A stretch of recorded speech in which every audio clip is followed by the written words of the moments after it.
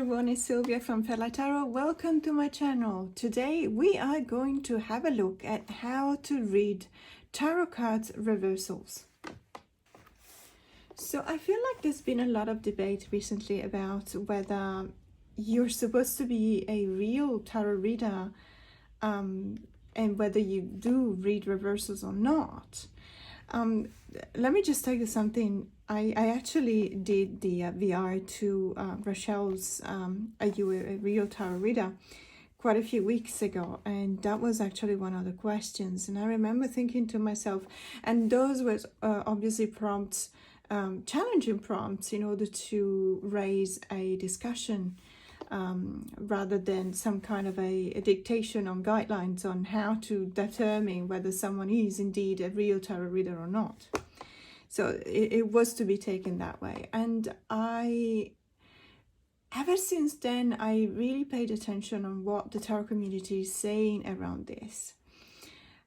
I have been reading tarot for over 35 years now, and I've always read for others, I've always read for myself, I've always read for family, friends, but also for clients, because that's basically, you know, I was also, that was basically my job, my profession, in many cases, whenever I was studying, for example, in London and in Paris. And I noticed that there's a kind of an expectation from some clients. Some clients will come to you and they will have this preconceived bias that you're not an expert. Let's put it this way, because I don't want to use negative terms, but they will come to you and think that you're not an expert if you don't read reversals. I think that whenever you ask someone who's been reading for many years if they do read reversals or not, the answer is always the same. It's either yes but or no but. And let me just dig deeper into that, because I think that that's the crucial, you know, that's the core of the argument. And this video is actually meant to be some kind of a community discussion, in the sense that I welcome all comments on what do you think about that. So in my case, I do not read reversals in the sense that I read the cards upright, because I do not shuffle, let's say, in such a way that I will have reversals, therefore they don't come. But I read reversals in the sense that whenever you use cards in a spread, there are certain very specific positions in the spread, some key positions in the spread that will refer necessarily to obstacles, opposing forces, negative energies, something that you need to overcome, or something that you need to be aware of, or something you're not aware of, or something you already know about, but it's actually constituting some kind of a stop for you. Those are reversals. If the position on the spread asks you, for example, what is the major obstacle for you to obtain this kind of achievement that you're after, and you get the Star card, even if it's upright, you need to read the Star card in that case as if it were coming up in reverse, because we need to focus not on the upright meaning of the Star card, but on the reversed meaning of the Star card. That's how a card that may eventually come up upright needs to be read as if in reverse. Now, having said that, I hope that answered the question, do I read reversals or not? I would say I read them when the specific position in a spread requires me to read that particular card for the reverse meaning of the card. I do not read reversals when I just pull one card, for example. And I understand it might sound confusing, but I also want to show you some examples. Okay, so let's have a look. I've got the Slow Tarot here, the Book of Shadows from Andrea Aston, Alchemist Story, and Judy Whitelish, Savvy Soul Tarot. the reason why I had these sort of, well, this one is more like a fairy tale, like a comic books or graphic novel style. Tarot, this is more like a very modern with a photographic manipulation kind of deck, and this is a very famous, the slow tarot is quite famous, and unfortunately it is out of print now, and it is a very modern but tarot deck, but it's also it's got some kind of eternal kind of vibes, so you can find in not very many few decks, as a matter of fact. What I'll do, I'm just gonna talk about it and show you the cards at the same time. And by the way, this video, the meaning of this video is to just give you a bit of a sneak preview of what my memberships will be like.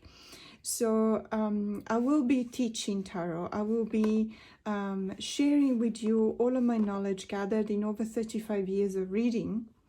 And single thing that I learned, but also every single trick, in the sense that trick not in the negative sense of the word, trick as in how to remember, you know, the meanings of the card in such a way that you don't break your head, you don't bang your head against the wall, because there's so many. So you've got 78, but then you need to know the reverse meaning, you know, that's another 78, plus I read reversals in 5 different ways, so you do the math.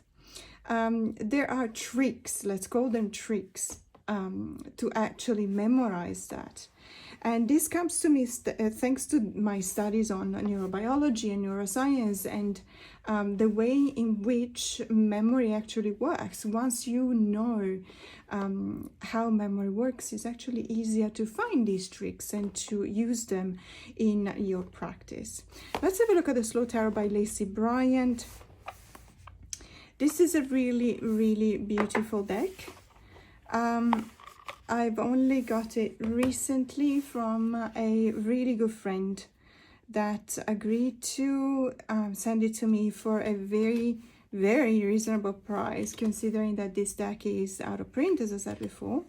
It is a beautiful linen cardstock, back and forth, but it's got a core.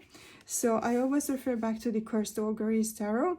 The Cursed Auguries doesn't appear to have a core, and the linen is quite rough. So the tactile feel of the Cursed Auguries is completely different from this one, from this deck.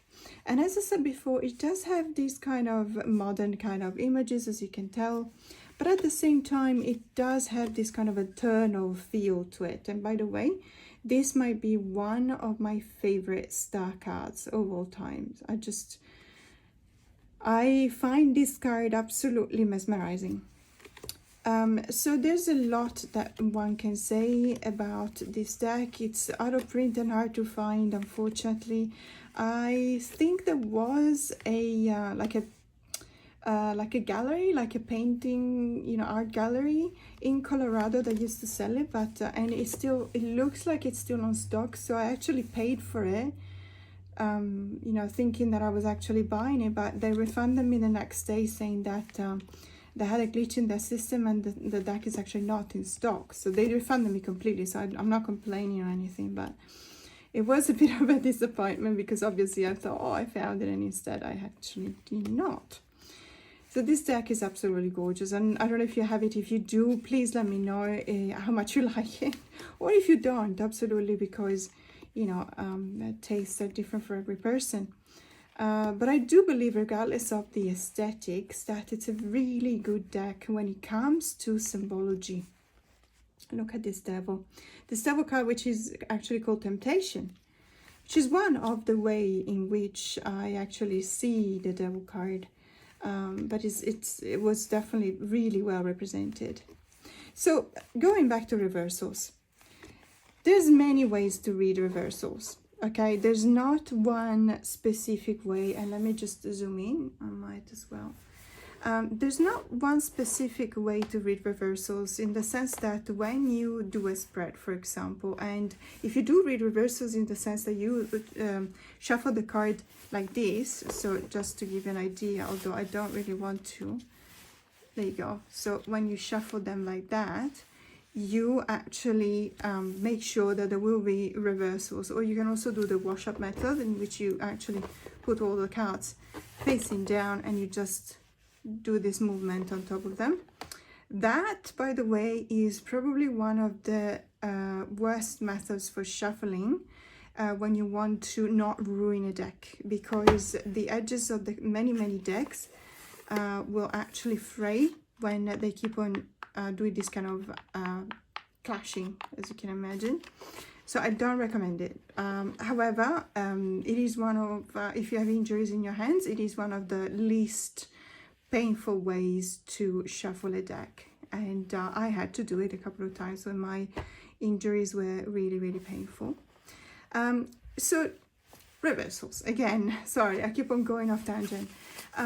So when you actually read a card in reversals, you need to pay attention to a number of things. First of all, you need to pay attention to the card preceding it and a card following it, and eventually, if it's a complex spread, you need to pay attention to the card above and a card below. And also, whenever there's a 9-card spread, for example, you need to pay attention to every kind of directionality. Why? Because, and let's just show you a reading,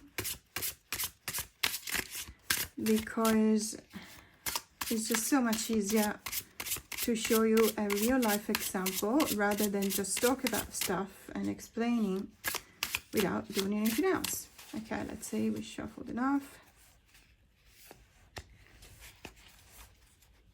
Okay, when we pull one card like this, oh, okay, again, the 2 of coins, cool. So when we pull a card like that, for example, I generally speaking, when it's the only card that I'm pulling, I just read it upright as the 2 of coins. I'm juggling. I'm actually having, sooner or later, I will have to decide what to do, whether to repair the shower, you know, or spend the money to repair the shower, or spend the money on something else. It is generally related to something that is not necessarily life-threatening. It's not a situation in which you're stuck in your head like the 2 of swords, because you're blind and you don't have enough information, you don't really know where to look. And it's not the peaceful 2 of cups where you look outside of yourself and find someone else. It is the 2 of pentacles, is related to a material thing, a career, financial, even related to nature in some cases, but in this case is the whimsical juggling between 2 things. They're not bad things, but you still feel like you don't necessarily know how to decide. When it's just one card like that, I read it in this way.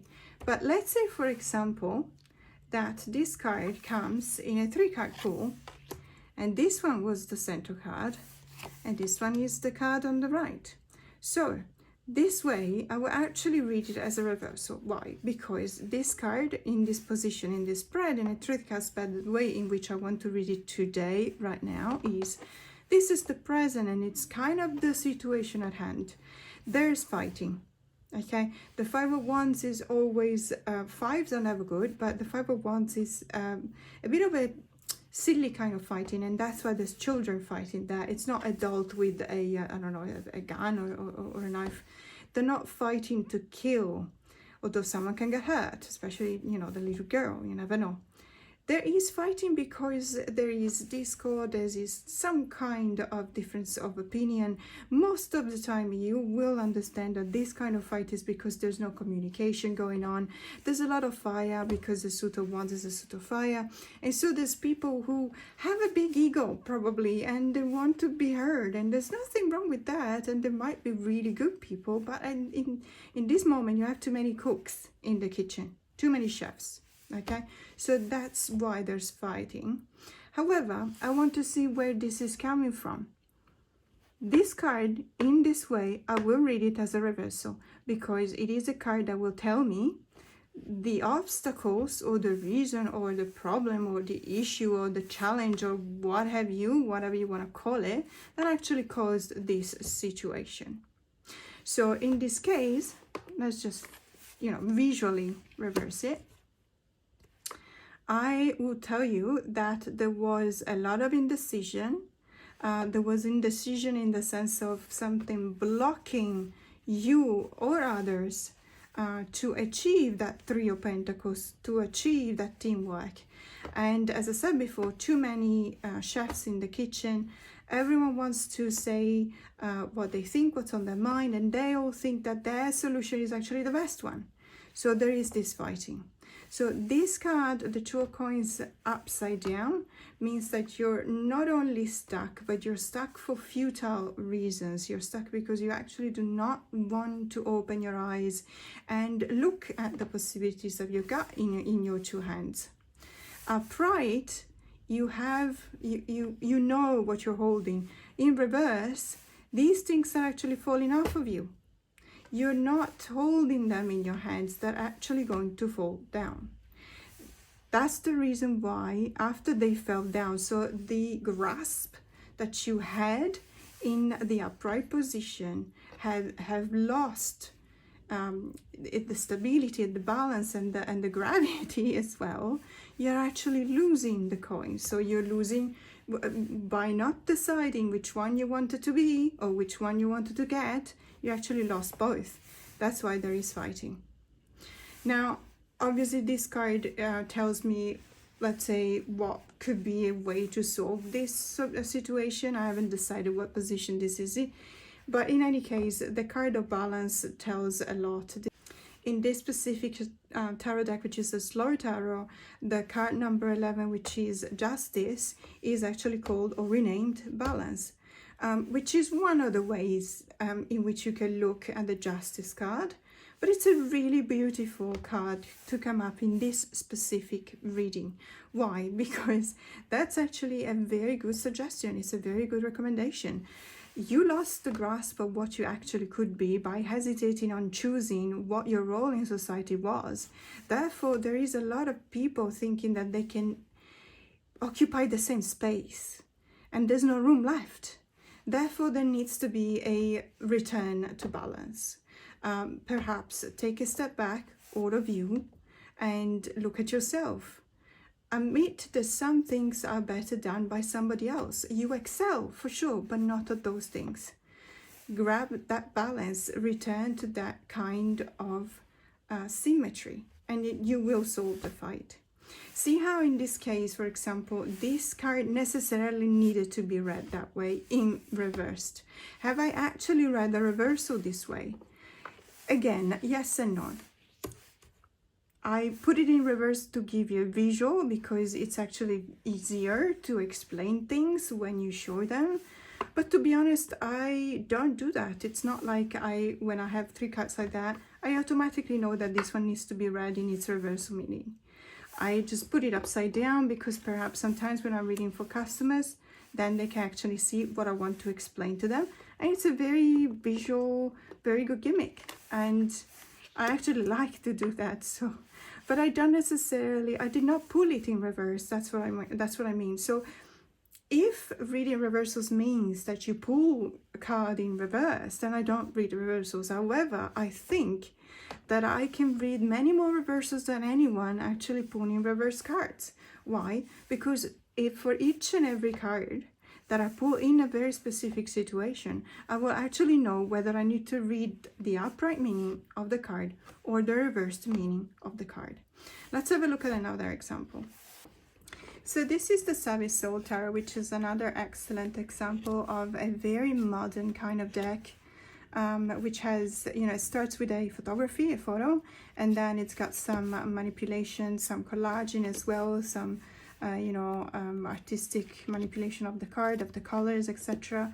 One thing that I really like about this deck is that all of the characters are grayed out or gray, and that's done on purpose. And the reason is that the author Julie actually believes that you yourself, the reader, or eventually the person you're reading for, should be the one attributing colors with their own experiences when stimulated in memories by looking at these specific cards.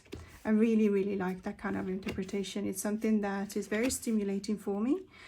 It's a deck that really, really works for me. I use it for readings for myself all of the time. And as I said many times before, this deck is actually very a visual representation of what many moments of my life have been, good ones and bad ones. And it's something that I cannot just ignore. When a deck calls to you this much, there is a reason behind it. And so I'm very humble, and I understand that I need to listen to the message when it's this loud and clear. So now what I want to talk about is the general way of reading a reversal. So we have seen me reading the Two of Pentacles in reversed, as if it was the concept of, you're juggling something, but in reverse it means that you actually juggle for so long that you lost the opportunity to actually grasp either one or the other of the two coins. That's a delay. Okay, so one of the ways in which you can read a reversal is a delay. But let's have a look at another way to read a reversal. Again, I would do exactly the same. So I would just pull 3 cards with the same spread as in the current situation, the obstacles, issue, challenges, everything that caused this present situation, and as a recommendation on an outcome. Okay.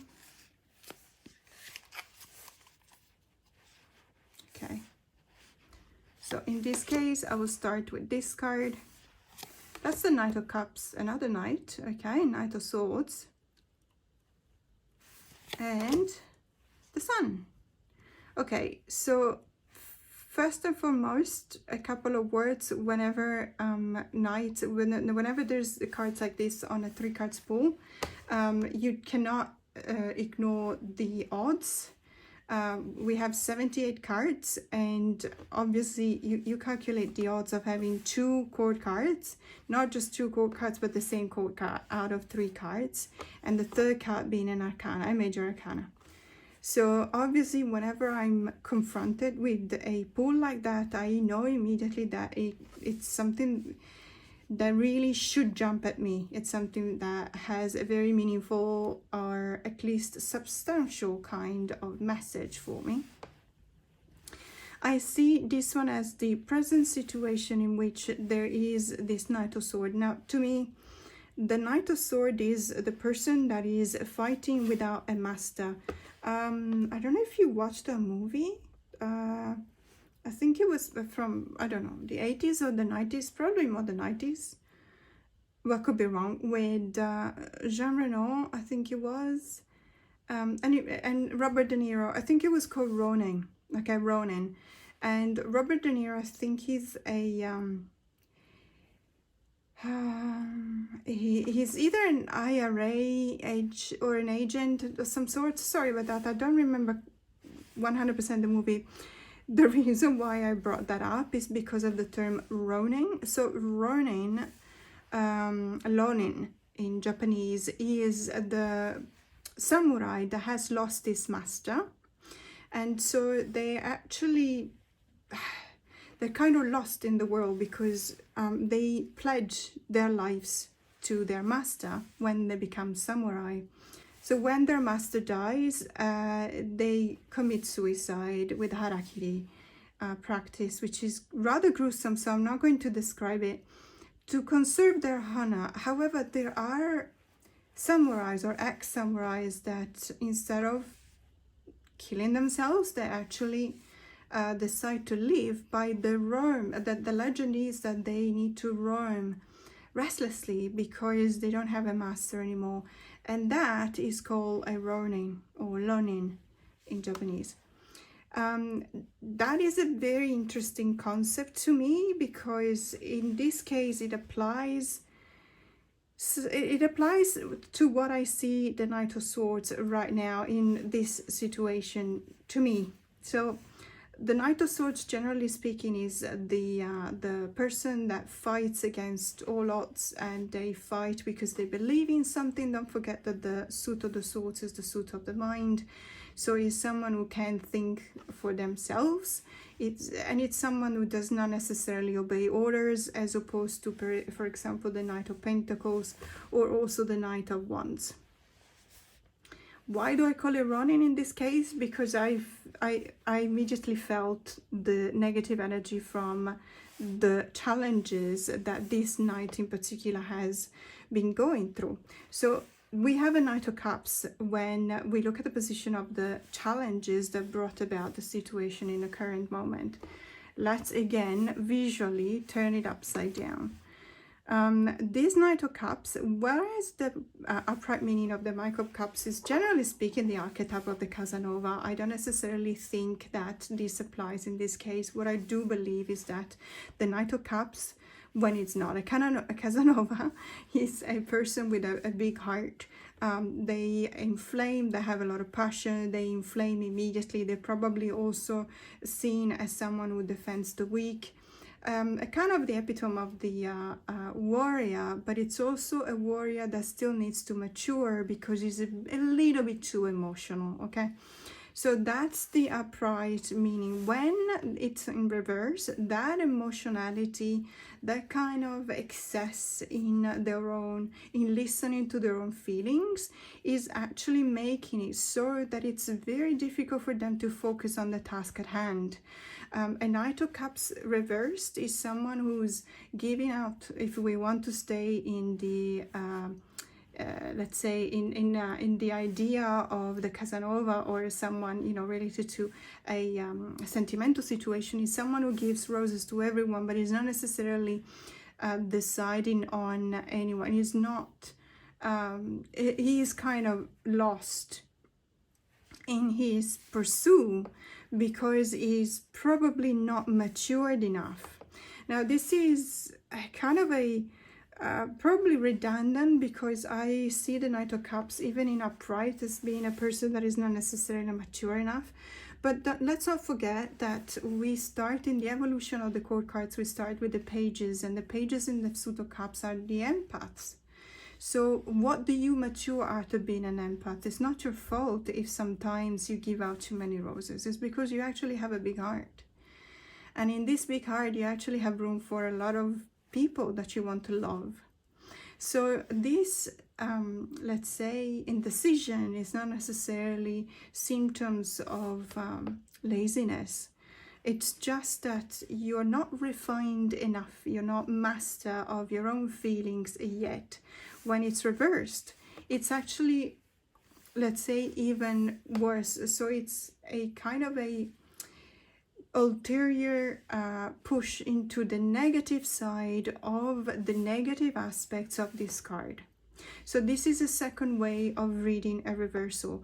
When the first one we've seen earlier, it's the delay. So you had 2 coins, you were juggling, you couldn't decide whether to keep one or another, you waited for too long, and therefore you lost both of them. That's a delay. A reversal read as in delay of the upright meaning. This one is an exacerbation, or an even more strong and negative, let's say, push into the negative side of the card upright. So this being indecisive, this being all over the place with your feelings, is actually making this Knight of Swords like a Ronin, because he doesn't really know where to go. He has the mind in the right place, and certainly also the heart, but he's not in the right place when it comes to having everything in order, having a clear vision of what to do, where to go, who to follow, what orders to obey to. So the recommendation in this case is to bring back the light of the sun. The sun in this case is not just a silly joy, because sometimes the sun to me is just, you know, the angels flapping their wings out and about and not even knowing what's going on. This is the light of the sun that I want to highlight, that I want to express, because it comes after the moon. The moon is the light that is actually not necessarily distinguishing the contour of the side of the objects, but the sun brings back that kind of certainty. So if you want to go back to be the rightful Knight of Swords, after the confusion of too many good intentions, let's say, that have gone haywire, then you need to probably again take a step back and shed some light on what's at stake. That light will give you certainty. So we've seen the second way of reading a reversal, and it's about the exacerbation, so the getting even worse or pushing the negative side of the upright meaning into the negative territory. And now we're going to have a look at the Book of Shadows, an Alchemist Story by Andrea Aste. This is an absolutely gorgeous deck. I absolutely love the colors of this deck. I featured it in one of my recent videos where I show you all of the spectrum of the colors from black and white, the true black and white, to, you know, gradation, different gradation of grays, into perhaps black and white with a twist, where there's black and white images with only one color or one splash of gold, for example, foil, and towards more balanced kind of more balanced color kind of decks, to very saturated decks. And this was an example of a very saturated kind of deck, which I absolutely adore, because colors are always very beautiful for me. Not all of the combination of colors, that's just the way my brain works, I guess, but this is the right colors. I really like the whenever it comes to the blues, for example, I like the shade of the blue. Whenever it comes to the yellow or the oranges or the burnt oranges or the greens, it's a teal kind of green that I really like.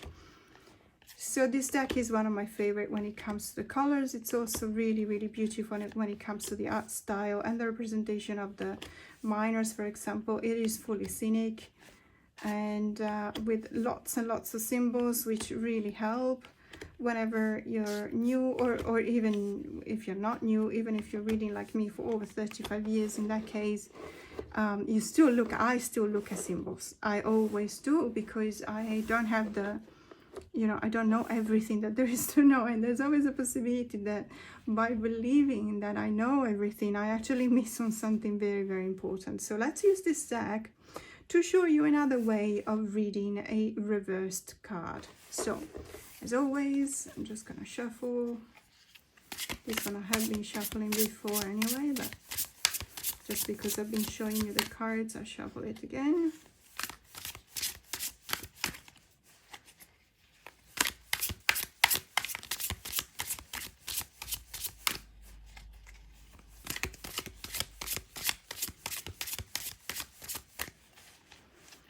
Okay.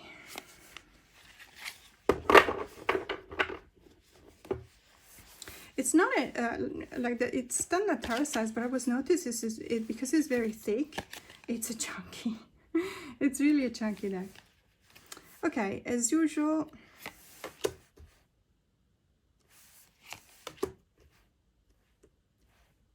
Wow. Okay. Okay, well, you know, sometimes decks don't necessarily like to be used as an example, and they channel an actual situation. Okay. So, you know that I read the Five of Swords as gaslighting. To me, there's no better keyword to express the meaning of this card. Obviously, you can read it in different ways as well, but the idea behind it is that there was this giant in this island, and he wanted to get rid of his opponents because they were uniting against him. And so the only way to get rid of someone who's united against it when you're the common enemy is to actually divide and conquer. So that's what he does. He basically tells all different groups, oh, you know, that group is actually talking about taking you out, and then he's going to the other group and saying the same. So obviously he divides them and he puts them one against the other. That's gaslighting. What happens in the end is that the giant is the only one that wins, because obviously everyone else has been slaughtered in the other group. If they had just sit down and talk. That's always my conclusion whenever I see this card, especially whenever this card comes as in representing the current situation. My first thing is that, has there been any kind of consultation, any kind of discussion, any kind of agreement, any kind of explanation? Has anyone ever sit down and just talked, as opposed to shouting or yelling or fighting? because I really, but I believe in the power of communication. If you communicate well, there's no need to get to the gaslighting part of this card. Unfortunately, though, if you get to the Five of Swords, it means that the communication, even if there has been communication, it wasn't very effective. So the gaslighting has already happened. Let's see what happened here. So I have, again, let's flip it, you know, upside down, just to give you a visual representation of the way in which I want to read it, and I think it's very apt. So one other way of reading a reverse card is to look at the card before in the upright position. Okay, so it is a negative outcome of the previous card in the upright position. The Eight of Cups, let's just turn it again and then I'll flip it. So the Eight of Cups in its upright meaning means that you had enough. You drop the mic and you say, boom, goodbye, no more, that's it. You know, you solve your own trouble, your own problem. I'm done. I'm absolutely, completely tired. And I feel like I've actually reached a point in many areas of my life in the last probably 5 years. And my reaction has always been this one. So the Eight of Cups is to say, it is painful, but I'm actually leaving, and I'm leaving something behind that is actually broken. Now, in this particular deck, the cups are not broken. None of them is actually upside down. There's a lot of decks in which they are. So this will be the upright position. And, you know, the star is, the sky has got stars to guide me, so I'm not afraid. I know where I'm going. Of course, I may be in pain, but at least I know that I'm going towards, you know, a better place. In order for the Five of Swords to be in the current position and this card here to be what caused the Five of Swords, this one needs to be read this way, and it needs to be read as if we've taken a wrong turn after the Seven of Cups. Do you remember the Seven of Cups? Let's have a look if I find it here, because it's always easier. Okay, so let me just show you the Seven of Cups. I hope I can, there you go. So just to be, you know, to show you the visual interpretation of the artist of the Seven of Cups. But it's very common. It's very RWS. I mean, generally speaking, you will have a person looking at the cups. Perhaps they're even scratching their head. There's a number of cups, 7, and as you can notice, in some of these cups, there's something really positive for you. There's a rainbow, of course. There's a diamond, of course. There's a laurel, of course. But in some cups, there's actually something negative, like a snake or a dragon. Depending if you like dragons or not. I actually like dragons, so that wouldn't be a negative for me, but it depends if the dragon is my enemy or not. This is the card of the indecision. The indecision because you have too many choices, and it's the choices are always, never forget, that is refer back to the suit of the heart, the feelings, passions and emotions. Therefore, this is a heavy heart. It's a heart that needs to take a decision. Doesn't necessarily, it's confused by the choice. There's too many things in front of them. It is not entirely clear, even when something is good, how actually good that thing is. And some of these are not entirely clear whether they're good or bad, like this one. Others are necessarily bad, but it's not something that actually, let's say, it's not something you can decide immediately. Otherwise, there would not be any in this indecision. You can also feel like after the Six of Cups, because the Seven of Cups comes after the Six of Cups, in which you're kind of stuck in your past, in your melancholy of the past, in which everything was fine, everything was going well, you don't have to worry about stuff, and you were a kid. And now that you're not a kid anymore, you have to make a decision. You have to actually sometimes probably hurt someone in order to, you know, for the greater good. You took the wrong path. You chose the whatever, let's say the snake. Or if any of these cups contain something negative for you, you actually picked the wrong one. So this is what happened. in this case. So this is a way in which you read a reversal as if it was a negative outcome out of the previous card. So the previous card would have been a 7 of Cups, negative choice, something bad happened, you leave. This is not a, let's say, a warm heart kind of leaving. This is not a courageous leaving. Well, you need to make courageous anyway, but you're not necessarily happy about having to leave. You leave because you made a mistake in your choices, and therefore this has brought about gaslighting. You have found yourself in a situation in which you didn't know who to blame. You probably only blame someone else rather than yourself, which is not always the case. It's not always the truth. But because you made that mistake, you made that choice and you left, there is something that has been used against you. There's been a lot of talk behind your backs, and there's movement against you, and they are literally just, you know, there is this unfair advantage that is taking place against you. Now, one thing that, you know, these particular cards are offering as a solution is the Ace of Cups. I think that most of the time, whenever you read a reversal, you will see that a good recommendation from the cards is to always take a step back.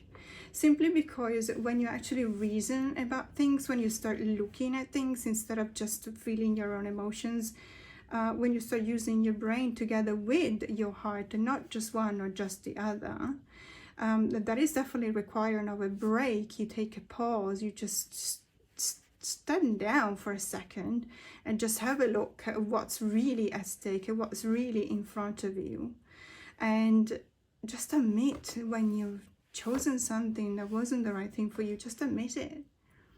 If you made a mistake, just raise your hand. I made a mistake. People will be, I kid you not, people are more understanding than you would never think. I hate it when someone lies to me, but if someone comes to me and says, I'm sorry, I made a mistake, I screwed up, I'm always like, it's okay. I made a gazillion mistakes in my life and I still make them. It's fine. Let's find a solution together.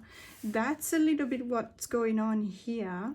Instead of, you know, withdrawing and being shifty about it in the Five of Swords after there has been a mistake and a bit of a detachment, or someone leaving, going away, or pushing you away, or you pushing someone else away, go back. Go back to those feelings. Go back to that sense of union.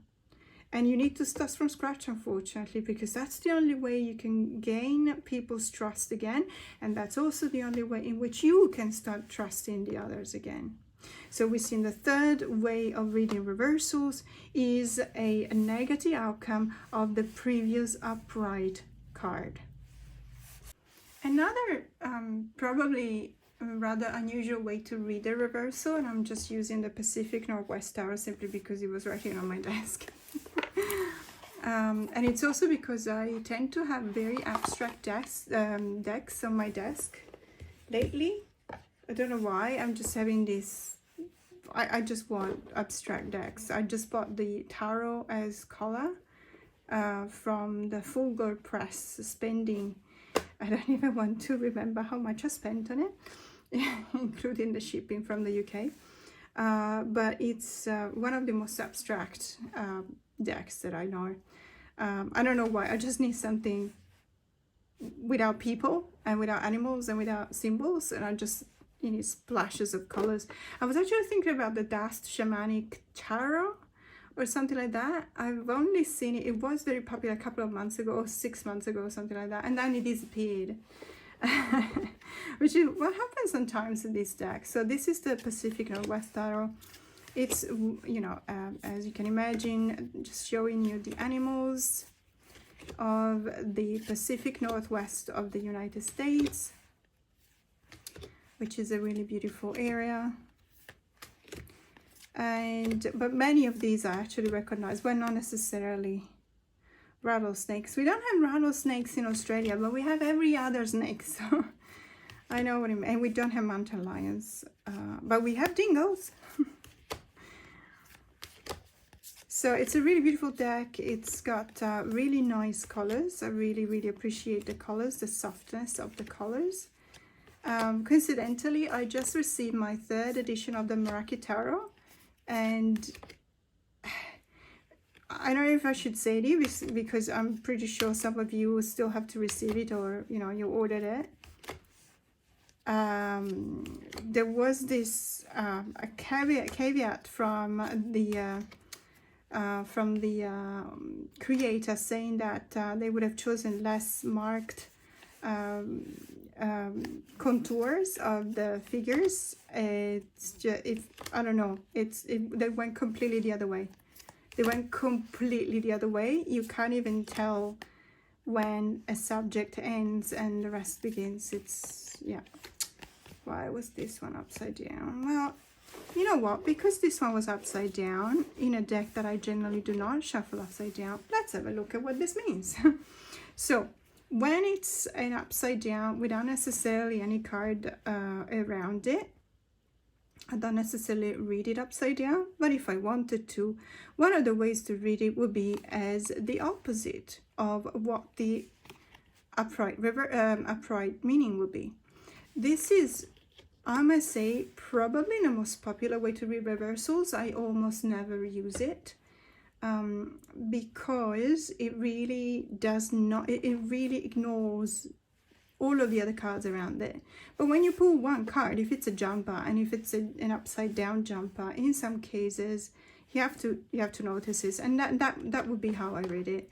So if the 5 of Pentacles in this case means, for example, that you've been left out in the cold, the injustice of the exile, someone didn't necessarily recognize you for who you are or what your intentions were, you were accused of something that you didn't actually do, or maybe you did that but you've been unjustly punished, you've been sent out, and now you're on your own, even though in many decks you're actually not alone, there's someone else with you, but the feeling is pretty much that you're on your own, even if it's the two of you. In some decks, the second figure is limping.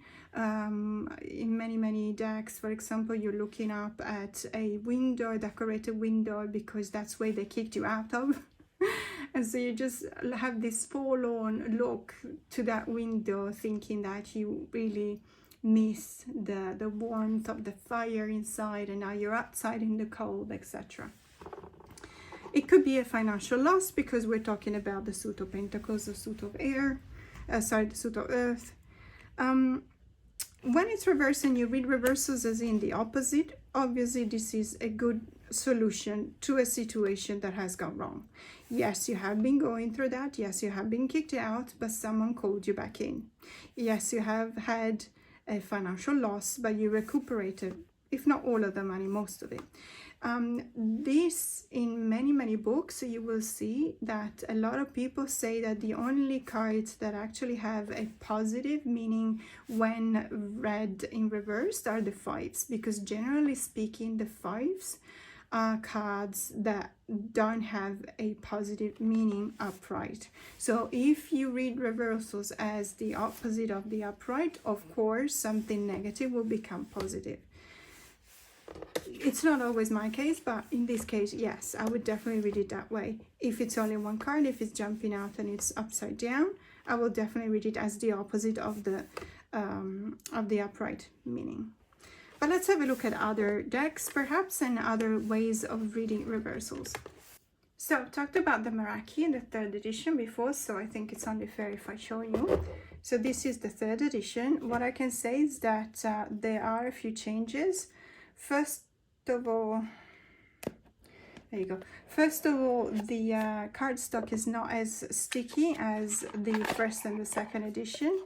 The reason why is because it's actually thinner, not too thin. It's still very sturdy. It's got a really good bounce, as you can tell, and it's still a nice soft silky feel to the front. However, they don't stick you know, they don't glue to each other as much as they used to.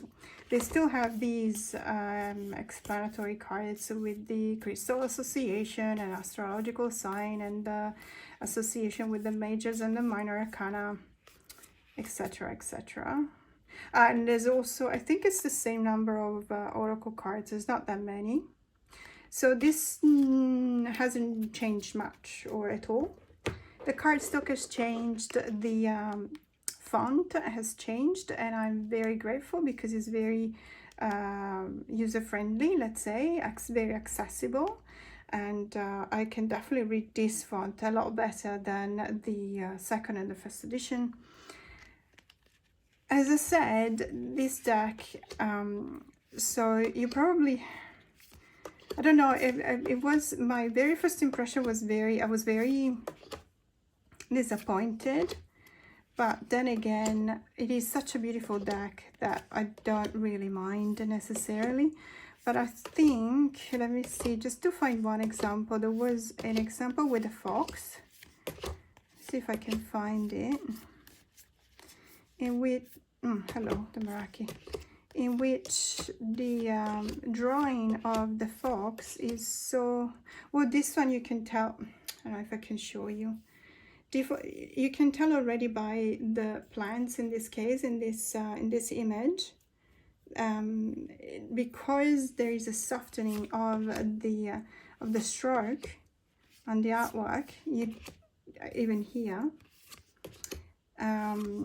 In some cases it looks as if it were out of focus, and if you know anything about photography, you will know what I mean. It looks blurred, soft, which is, you know, now that I look at it for there you go. So if you remember, this card is the Five of Pentacles, ironically. If you remember this card on the first and the second version, the fur of the fox was really, it stood out, let's say. And also, you know, the trunks of the trees stood out, the hair of the rabbit on top, same thing. In this case, let's see if I can show you, because I don't know if I can show you through the lens, but I'll do my best. So do you see here, between, let's say, the front of the fox and the white of the trunk, of the tree trunk, there's no line. Oh, I don't think I can show you. It doesn't. Anyway, okay, you have to either look at it yourself or you believe me, but there is no line. So basically, it looks as if the fox is almost mutilated, because it looks as if like the tree trunk is actually going into the part of the drawing that is of the fox. And that's not the only example. There's actually a few like that. This one is so beautiful. There's a few like that. So I don't mind. Again, I'm not being picky. I love this deck. It's really beautiful. I have two versions of it, and the reason is because I love it. Even this one, you probably remember how strong and intense this card was because of the spider really jumping out of the card. It is much softer now, so perhaps it's actually a good thing, because, you know, a spider, you don't want to just jump out. This one, for example, the cloak of the Queen of Swords is, I don't know, to me it looks like it's just a couple of strokes, whereas there is detail on the fur of the stag. So there's a couple of things that I understand the meaning behind it, and I absolutely, that's another example. This card used to be very defined, and now it looks as if the foxes are almost disappearing into the background. Again, I'm just pointing these things out. This doesn't mean that I don't like this deck. I still adore it. So that's that. But because I talked about this deck, let me see if I can show you a way to read the reverse. So this has got, there you go, these cards, which are an oracle. Not many, but still interesting to incorporate those in a reading. And the second have been shuffled. So this is the first time I can assure you 1000% it is a lot better than the second edition, because I remember not being able to overhand shuffle the second edition. Now I don't want to shuffle too much, because I'm just going to give you an example of a reading. Okay, so again, they're probably all Four of Pentacles. Let's choose this card. Eight of Wands.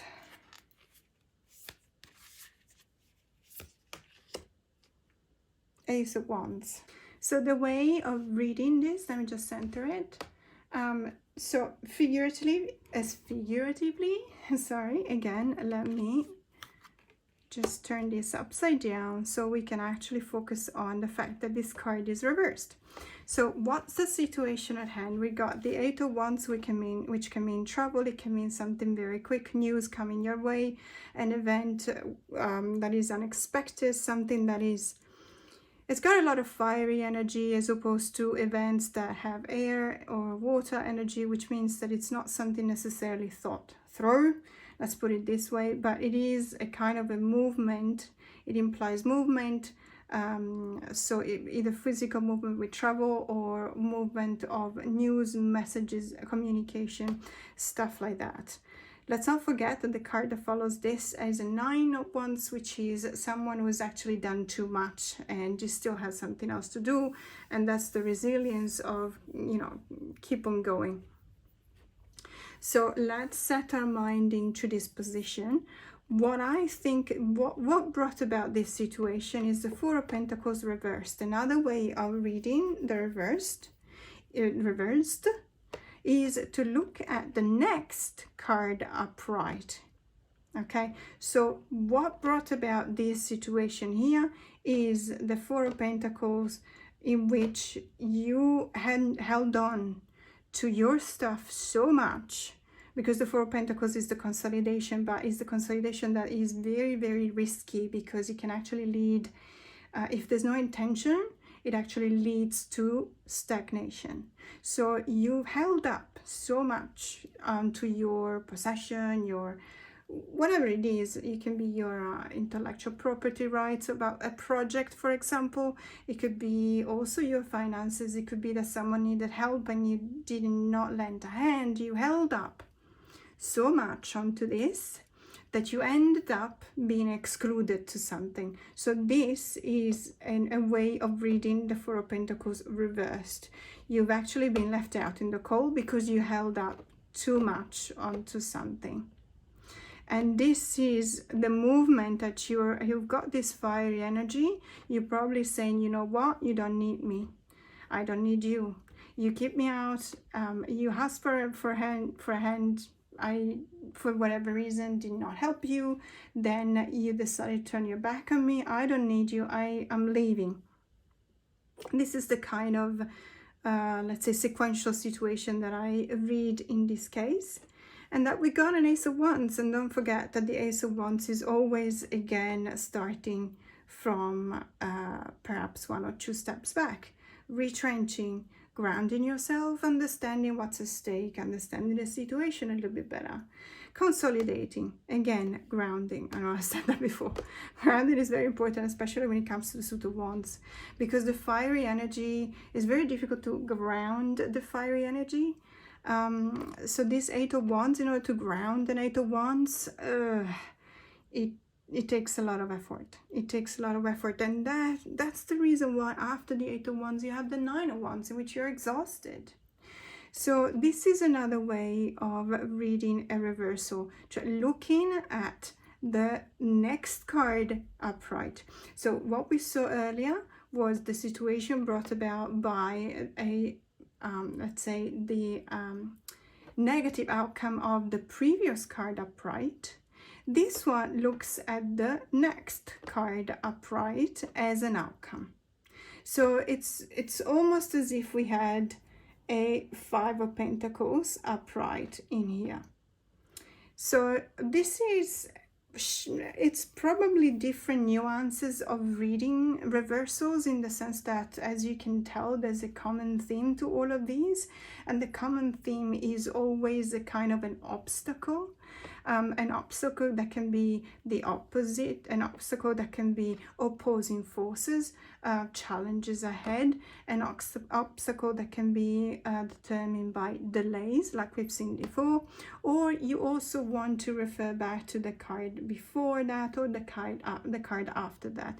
But in any case, what's important to remember is that every single reverse card, whenever it's in a position, so let me start again, every single card, whether it's reversed or not, but when it comes out in a position that actually expresses or asks you to look into challenges and issues and what's, what the reason is behind the situation, should be read as if the card was pulled in reversed, even if it's coming out upright. I hope this was interesting. I hope this was new. I know that there's thousands of videos in which people tell you how to read tarot. As you probably know by now, I'm not conventional. I have been reading tarot for over 35 years, and what happens, unfortunately or fortunately, is that you find your own way of reading. There's a lot of intuition going on in my readings as well. I do know all of these systems, but what happens is that you need to become the storyteller. And when you're the storyteller, you are the one that decides whether a card needs to be read in a positive or a negative sense. Never forget that, because it's one of the most important things to learn about tarot, because you will have experiences over and over and over again in which there will be a pull and the card will be upright and you'll go, this doesn't make any sense. If it doesn't make any sense to you, ask yourself this: would it make more sense if the card had come out reversed? If yes, it means that the cards needs to be read with the reverse meaning. Now, thank you so much for staying with me till the end of this video. This is just an example of a course that I want to do for the members in my channel. We are going to pick a subject each and every couple of weeks, because sometimes subjects need to be talked about for more than 1 week. So we will exhaust all the possibilities in which I will tell you my experience with it, but I will also learn from you, in the sense that I don't know everything. But what I do know is, coming from 35 odd years of experience in reading, and the way in which I teach my way of reading to others is probably quite unusual. So if you want a course for beginners, there's a lot around. There's a lot on YouTube. There's a lot of books. In particular, I think Lisa Pape's Tarot Reveals is fantastic, because it's really good for beginners. It gives you a keyword for each and every card, so you will memorize it.